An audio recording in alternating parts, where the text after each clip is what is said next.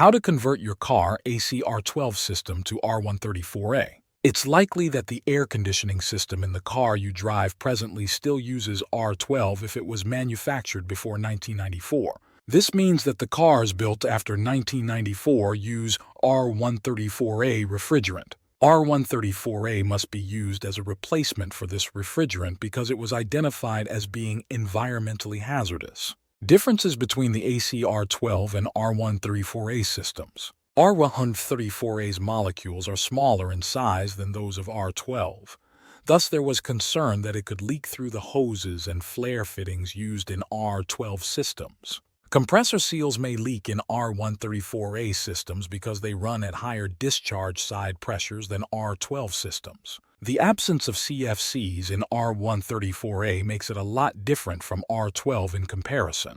Since R134a is a hydrofluorocarbon, HFC, it does not harm the ozone layer.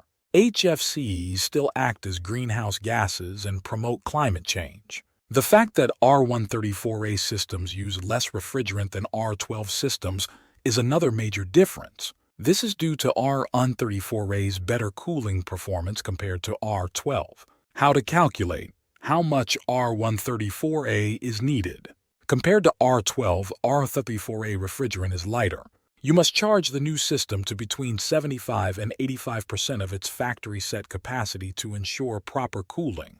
Using the specs for the current system, multiply the R12 charge by 0.9 or 90% to determine the refrigerant capacity. From this number, subtract 1.4 or 0.25 pounds. R134a won't provide the same level of cooling as R12 though. You might find that the system doesn't get as cool even after properly charging it. R134a is still far more resistant to under- and overcharging. If you have found this video informative so far, kindly like and subscribe to this channel, and let's continue with the video. How to convert your car's R12 system to R134a. There are specific conversion kits available that include all the required parts for the conversion of many different car models. Pressure switches need to be replaced on some models as well. A proper conversion also requires the replacement of all the O-rings, a new accumulator, a new filter, and other components. If your car is old, however, it probably isn't worth doing all of this since it will cost you more than $1,500 and $2,000. On the other hand, it is not a long-lasting solution to simply change the fittings and add the right amount of R134a, even though this will work well on most older car models. However, here are 3 detailed steps to take when converting from the R12 system to the R134a system. 1. Completely discard the R12 from the system. Connect the vacuum pump to the AC system's low-pressure side. To collect the R12 refrigerant, connect the empty canister to the pump. You can start the vacuum pump by opening the valve.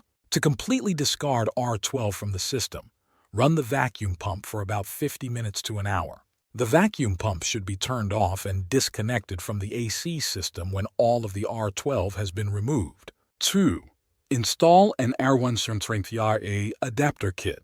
Find the low-pressure side service port for the AC system. It is to this that the adapter kit will be attached. Clean any debris from the threads after removing the cap from the service port. The R134a adapter should be connected to the service port and snuggled up. 3. Recharge the system with the right amount of R134a. To attach to the R134a can, use the yellow hose. There ought to be oil in this refrigerant already. If not, you'll need to add that on your own.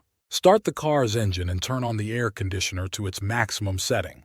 To gauge the temperatures blowing out, you can insert a thermometer into the vent. You should open up the system so that the refrigerant may be drawn from the can while the blue hose is attached to the low side port.